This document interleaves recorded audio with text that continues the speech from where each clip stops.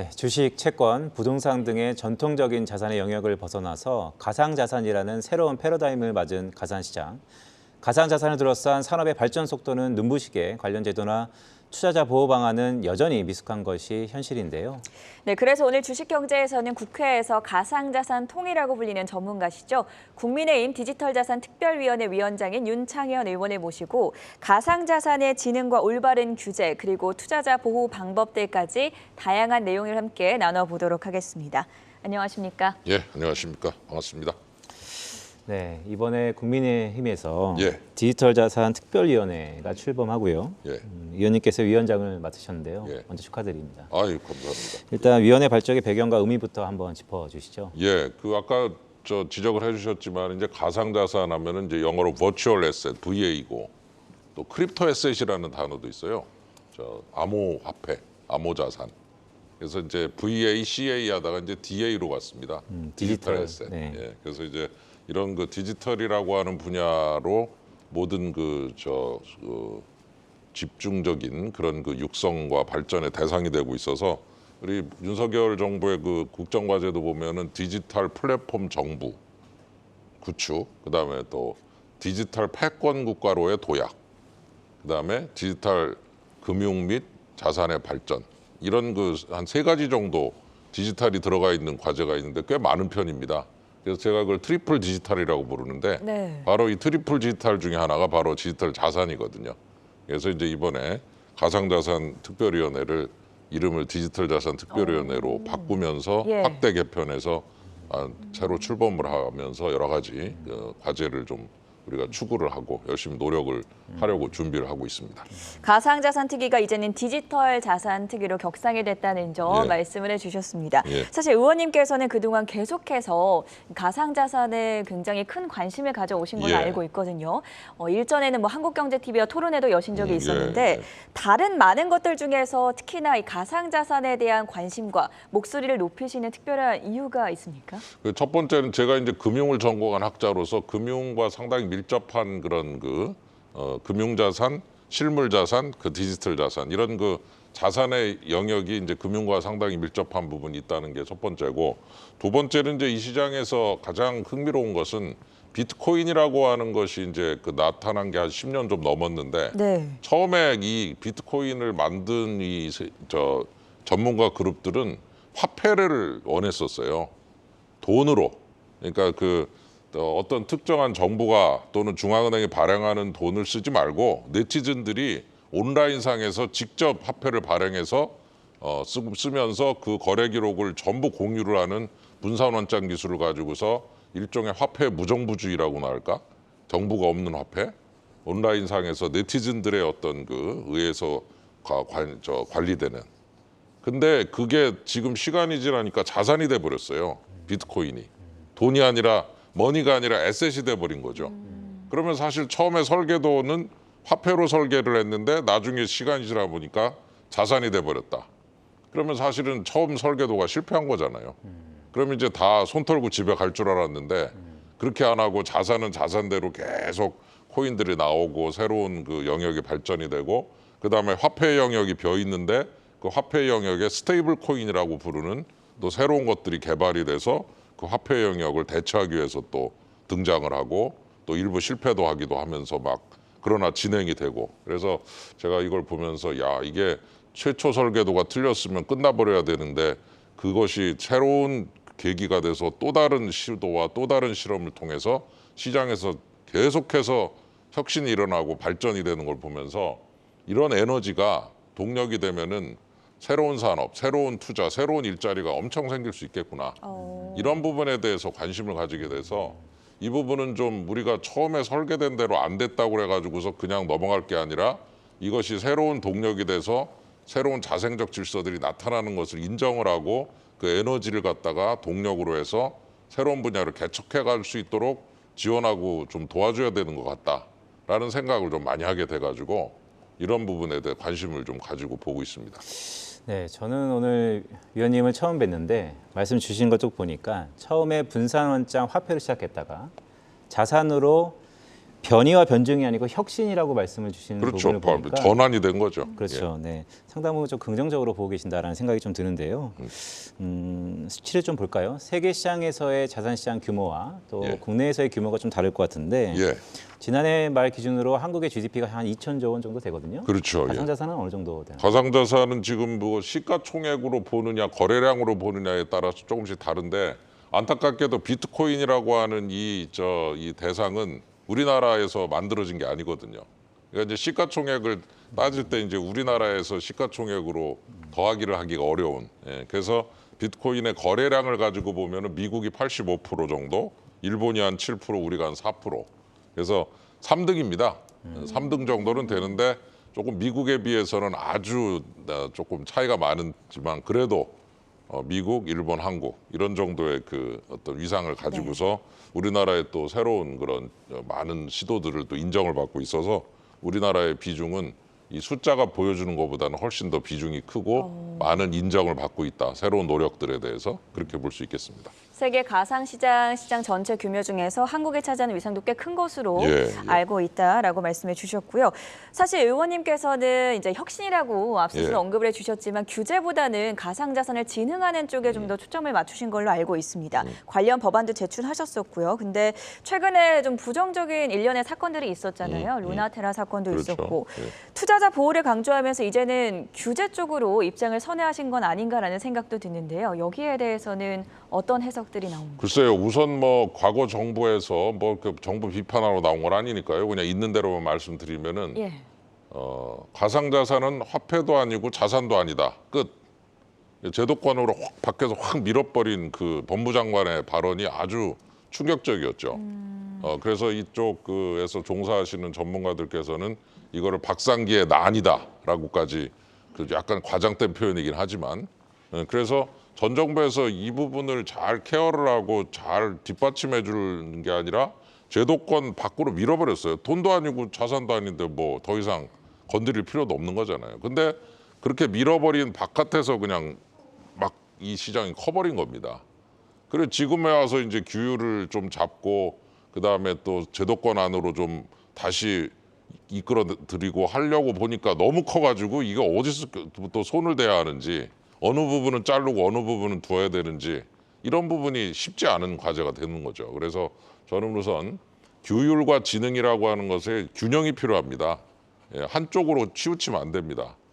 그래서 규율은 규율대로 하면서 지능이라고 하는 것도 같이 가야지 어떤 한쪽만 추구하면은 절대로 문제가 커지기 때문에 이 부분을 잘 균형을 잡아야 된다 이렇게 보고 과거 정부는 아예 그냥 팽개쳤다면 우리는 빨리 끌어들여서 같이 소통하면서 규율과 지능을 균형 있게 잡고서 가보자. 혁신을 유도하고 그리고 시장을 뒷받침하되 질서는 필요한 거죠. 그렇기 때문에 두 가지 어느 하나도 소홀히 하면 안 된다 이렇게 볼 수 있겠습니다. 네, 위원님께서 과거 정부 얘기를 하셔갖고 사실 정치색을 차치하고요. 제가 약간 민감한 질문일 수도 있는데요.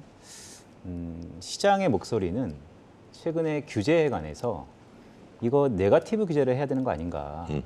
너무 파지티브 규제는 좀 얽매이는 감이 크다. 그렇죠. 예. 이거에 대한 것은 어떻게 생각하세요? 글쎄요, 상당히 그 좋은 지적이시라고 봅니다. 근데 이제 문제는 우리나라 법 체계가 포지티브 법 체계로 다 정리가 돼 있기 때문에 안 써 있는 거는 다 할 수 있다 이렇게 나갈 수 있도록 만들어 놔도 또 뭐라고 그러냐면은 이거 해도 돼요 하고 또 물어봐요. 안 써 있으면 할 수 있다가 네거티브잖아요. 하지 말라고 써 있으면 하지 않으면 되고 하지 말라고 안 써 있으면 뭐든지 할 수 있다가 네거티브인데 그렇게 법 체계를 만들어도 또 들고 옵니다. 이거 해도 돼요 이렇게. 그러니까 제 얘기는 그 포지티브를 촘촘하게 잘 만들면 네거티브에 준하는 효과는 얼마든지 거둘 수 있거든요. 그래서 시장의 질서를 인정하면서 그 플레이어들이 안심하고 거래하게 하려면 근거가 있는 게 좋습니다. 제가 볼 때. 할 수 있다라고.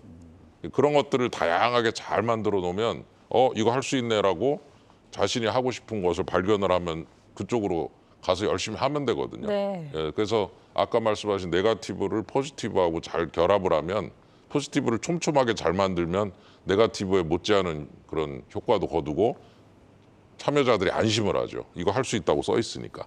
그 부분을 잘해야 된다 이런 얘기죠. 그래서 현재 윤석열 정부의 가상자산에 대한 기조가 과연 산업의 발전에 좀 방점이 찍혀 있는지도 궁금한데 향후 방향성은 어떻게 잡고 계십니까? 예, 일단 아까 말씀드린 대로 이제 규율과 지능으로 이제 또 밸런스의 균형입니다. 사실은 질서를 안 잡으면 오래 못 갑니다. 왜냐하면 루나테라 같은 경우에 결국 이상한 그 알고리즘형 그 스테이블 코인으로 했다가 결국은 응징을 당해버렸거든요. 시장 스스로에 의해서. 허술하게 만들면 반드시 응징을 당하고 오래 못 가기 때문에 질서와 규율이 있어야 오래 갑니다. 그 대신에 지능은 질서와 규율을 바탕으로 이제 지능을 시키는 거니까 이 두 가지를 잘 결합을 해서 좋은 방향으로 유도를 하는 게 중요하다 이렇게 생각이 듭니다. 네, 오늘 위원님 말씀 쭉 들어보니까 사실 윤석열 정부에서는 이 균형 감각이 꽤 중요하다라는 생각이 좀 듭니다. 스테이블 코인, 즉 테나 루나 사태를 말씀하셨기에 좀 민감하지만 여쭈겠습니다. 자, 디지털 자산 국경을 초월하고 있습니다. 예, 국가 간의 공조가 반드시 필요할 것 같고요. 그렇죠. 예. 앞에 말씀드렸던 것처럼 한국도 물론 미국의 사이즈가 워낙 크지만 글로벌리 세 번째 어떻게 보면 디지털 자산의 강국입니다. 강국이죠. 예. 자, 어느 점을 우리가 좀 더 주목해야 될까요? 기본적으로 이제 그 국제 공조, 그래서 이 시장의 질서를 잡아가는 노력들이 유럽에서도 진행되고 미국에서도 진행되기 때문에 우리 혼자서 모든 걸 풀어나가겠다라고 그 자꾸 얘기하는 것보다는 미국과 유럽과 공조하는 게 참 중요하다고 봅니다. 그래서 이번에도 이제 그 CFTC의 그 미국의 규제기관의 상임위원 오셔서 그리고 또 EU의 집행위원도 오셔서 같이 좀 얘기를 나눠봤는데 각자 조금씩 그 입장도 다르고 그래서 저는 큰 그림을 그릴 때 국제 공조적 관점에서 그리면 상당히 좋지 않겠는가. 그래서 서로 좀 조율이 잘 돼서 각각의 특성도 반영이 되되 전체적으로 규제의 틀이나 강도가 좀 어느 정도 맞아 떨어지는 너무 우리가 혼자서 규제 많이 하면 다 나가버릴 거 아닙니까?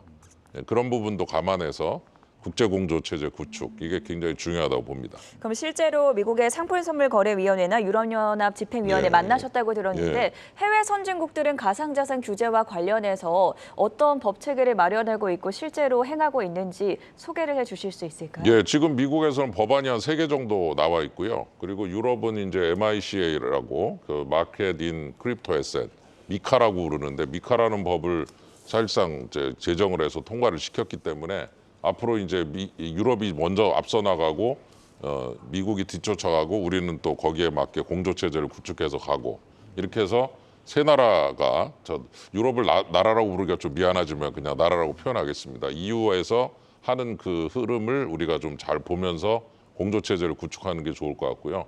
그 유럽에서는 콜스텐스 고문이 그런 얘기를 해요. 미국은 혁신하는 데 참 능한 것 같다. 새로운 거를. 그리고 한국을 포함한 아시아는 그거를 발전시키는 데 잘하는 것 같다. 그리고 유럽은 규제하는 거 잘하는 것 같다. 이렇게 그 얘기를 해서 특징적인 느낌이라고 했는데 역시 규제를 확실하게 하더라고요. 유럽이. 그래서 유럽은 좀 강도가 세고 미국은 혁신을 중시하는 나라라 조금 강도가 약하고 그러니까 우리는 이 두 군데를 잘 보면서 한 중간 정도의 강도를 가지고 우리 스스로의 시장 질서를 만들어가면 좋지 않을까. 이런 생각을 좀 하게 됩니다. 네, 이건 여담이지만 그때 그 회담 장소에 위원님이 계셨으니까 얘기를 제가 건너서 듣기로는 미국은 혁신을 하고 한국과 아시아 국가들은 도와주는데 유럽이 재뿌린다 이런 걸로 돌려서 얘기한 거 아닌가요? 그거 재뿌린다는 말이 꼭 그렇게 나쁜 뜻으로만 한 게 아니라 레귤레이션을 잘한다. 사실 그 조금 여기가 딴 얘기지만 이 플랫폼 규제도 아주 세요.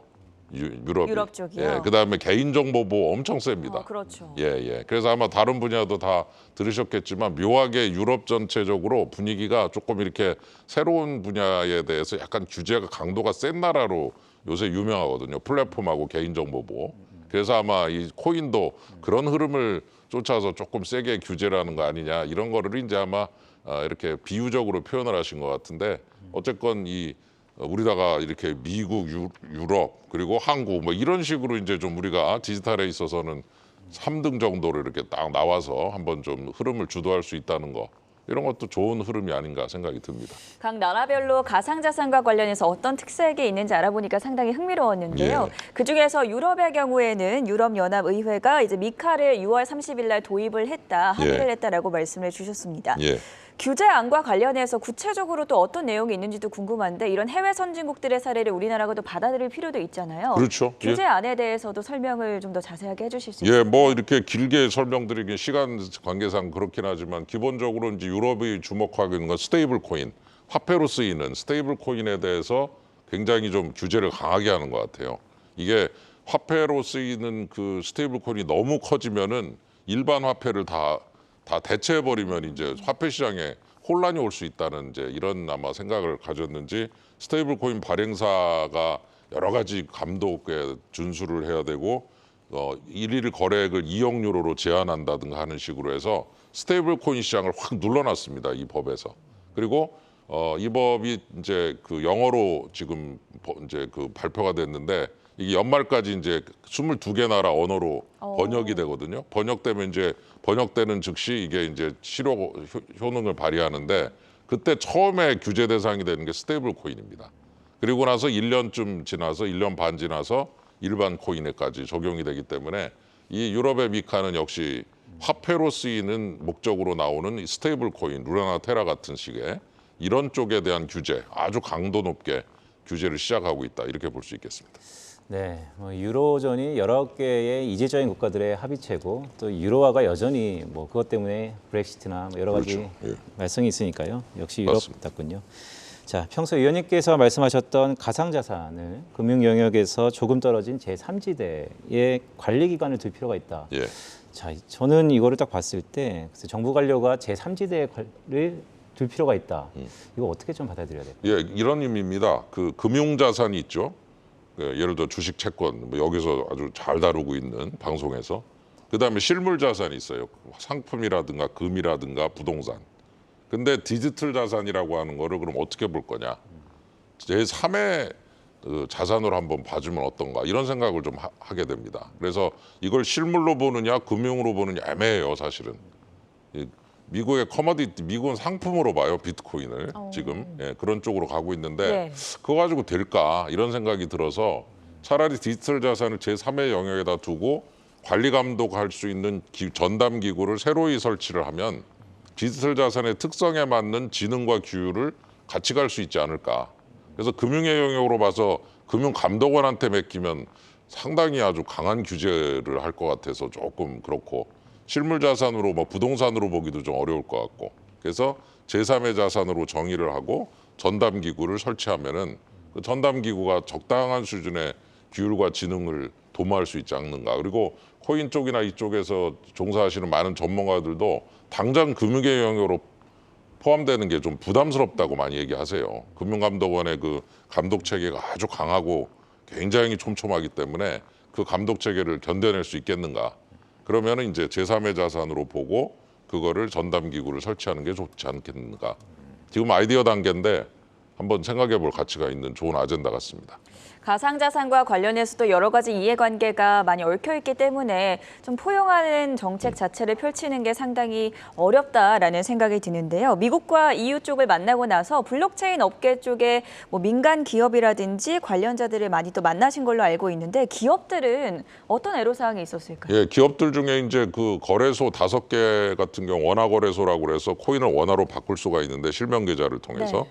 다른 21개 거래소는 못 바꿉니다. 그래서 원화 거래소가 되지 않은 코인 거래소 21개 경우에는 실명 계좌를 통한 이제 원화로 거래소의 편입 이런 부분들이 아주 중요한 과제로 지금 아젠다가 돼 있고 또 코인 발행을 준비하다가 지금 막혀 있는 회사들도 많아요.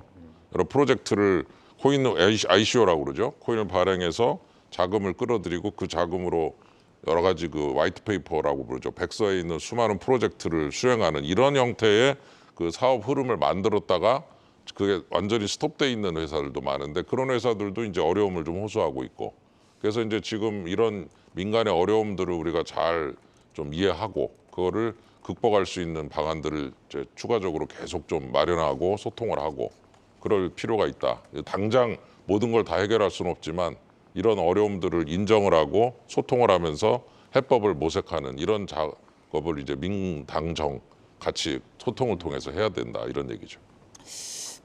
전통자산의 IPO 개념이 가상자산의 ICO인데요. 그렇죠. 최근에 의원님께서 좀 재밌는 얘기를 좀 하셨잖아요. IEO라고. 예, 예. 네, 그거에 대해서 한번 좀 설명 좀. 예, 현재로서는 이제 그 국정과제에도 좀 포함돼 있고 앞으로 그런 그 금융위와 이제 같이 추진을 해야 될 문제지만 Initial Exchange Offering IEO니까 거래소 5개를 통해서 그 거래소의 심사 기능과 자율규제 기능을 잘 결합을 해서 이 코인 발행을 국내에서도 좀 할 수 있게 만드는 거죠.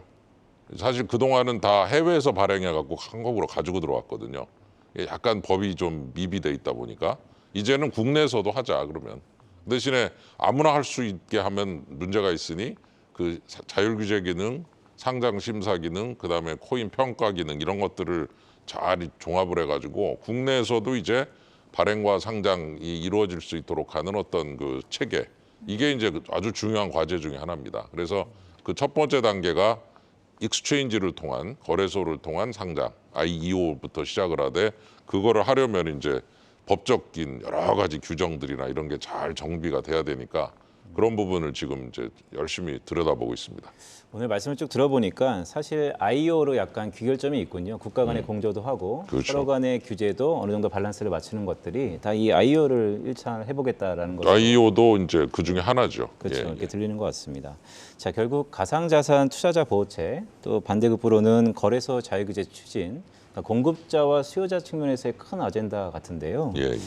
자, 어떠세요? 앞으로 두 가지 주제를 좀 구체적으로 어떻게 이끌어가겠다라고 말씀 좀 해주세요. 그래서 뭐 금방 이렇게 세미나 한번 해서 몇 시간 얘기해도 뭐 부족할 만한 주제들이라서 참 쉽지 않은 거지만은 어쨌건 공급자와 수요자 그리고 코인의 투자자와 또 코인의를 발행 같은 걸 한다든가 거래소를 운영한다든가 하는 이런 그 전문가 그룹 이런 그 두 그룹 간의 그런 소통이 잘 돼야 되고 서로 원하는 그런 그 규율들을 잘 만들어야 된다 이런 얘기이기 때문에 결국 둘이 잘 맞아줘야 이제 시장이 유지가 되고 발전할 수 있다. 뭐 공급 없는 수요만 있으면 무슨 의미가 있겠으며 공급만 있으면 무슨 의미가 있겠습니까? 잘 만나도록 해야 되니까 두 가지 부분을 각자 케어하면서 공급 쪽에는 규율을 또 시장에는 지능을 이런 부분을 잘 규율하면서 한번 크게 잘 키워보면 좋을 것 같다 생각이 듭니다. 궁금한 점이 있는데 사실 개인 투자자분들은 뭐 비트코인이나 다른 알트코인, 그러니까 디지털 자산에 대해서 투자로서의 관점에서 많이들 바라보시는데요. 그렇죠. 여러 가지 글로벌 뉴스를 따라가다가 최근에 좀 안 보인다라고 생각이 들었던 게 바로 CBDC입니다. 예. 계속해서 이야기가 많이 나왔었죠. 센트럴뱅크 디지털 커런시라고 예. 부르는데 예. 최근에는 진척 사항이 어떻습니까? 지금 우리 한국은행 같은 경우도 이제 모의 실험 같은 거를 다 이제 해서 그걸 용역을 통해서 좀 결과도 다 체크하고 예. 있고 실제로 계속 진행을 시키고 있습니다.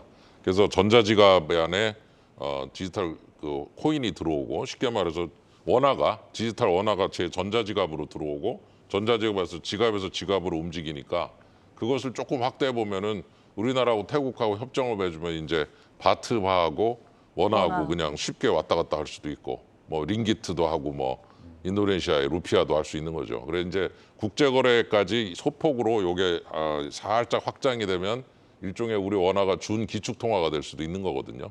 그래서 그거를 이제 뭐 전면적으로 하기보다는 현금 수준에서의 거래에 국한을 시켜야 되겠지만 저는 그 CBDC라고 하는 그 주제가 단순하게 국내에서 전자지갑을 통한 디지털 원화의 거래 거기가 1단계라면 2단계는 해외로 좀 이 디지털 원화가 BTS의 굿즈를 살 때 쓴다든가 예를 들어 뭐 우리나라 케이크 팝도 인기 좋은데 그런데 쓰인다든가 이렇게 하면은 새로운 일자리 새로운 먹거리도 많이 생기지 않을까 그런 면에서 저는 CBDC의 1단계 그치지 말고 2단계 3단계로 계속 발전했으면 좋겠다 이런 생각을 가지고 있습니다. 네, 위원님이 말씀 중에 준 기축통화가 원화가 될 수 있다. 참 가슴 떨린 얘기인데요. 사실 CBDC는 근데 또 미국과 중국 간에 또 글쎄요 이렇게까지 확대 해석이 가능할까 모르겠지만 패권 경쟁에 또 일가견도 있으니까요. 예, 그 부분이 좀 첨예한 것 같습니다. 예, 예. 자 아까 전에 코인 평가 기능에 예. 대해서 말씀 주셨어요. 예. 저는 이게 좀 귀담아 들었는데요. 지금 가상자산 시장에서 가장 큰 화두는 사실 내재 가치 산정입니다. 그렇죠. 예. 이 자산이 최근 들어서 과거 튤립과 다르려면 내재 가치가 반드시 있어야 되는데 정부 입장에서 이것을 뭐 어느 정도 나서서 내재 가치를 산정하기도 좀 어렵고 그렇죠. 그렇다고 민간한테 맡기자니 민간도 어떻게 하기도 좀 그렇고 어쨌든 위원장을 맡고 계시니까 이 내재 가치는 어떻게 우리가 봐야 되는 그리고 겁니까? 이제 지금 뭐 여기서 다 얘기를 하기는 어렵지만 이제 복수의 평가를 기관. 혼자서 하는 게 아니라 여러 개가 하게 하는 방법이 하나 있을 겁니다. 그래서 그런 그 평가 기관 하나가 아닌 복수의 기관들이 평가를 하면서 가장 합리적인 평가를 하는 기관을 선정을 한다든가 또는 그 몇 개 중요한 거를 평균을 낸다든가 그래서 이런 부분을 이게 시장의 자율적인 그 거기에만 맡길 수는 없지만 동시에 그 시장의 살짝의 경쟁 같은 부분을 도입을 해서 이런 부분을 앞서서 혁신해 나가는 이런 기업들에게 힘을 실어주는 이런 방법도 있다고 봐요.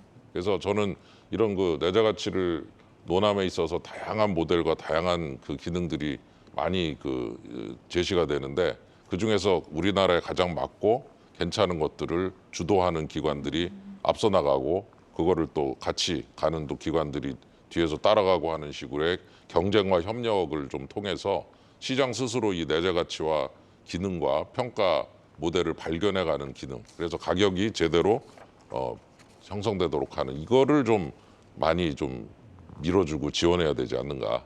그런 의미에서 코인 평가에 있어서 어떤 경쟁과 협력에 이런 기능을 잘 강조하면 그게 좋은 결과로 이어질 수 있다 이렇게 생각을 하고 있습니다.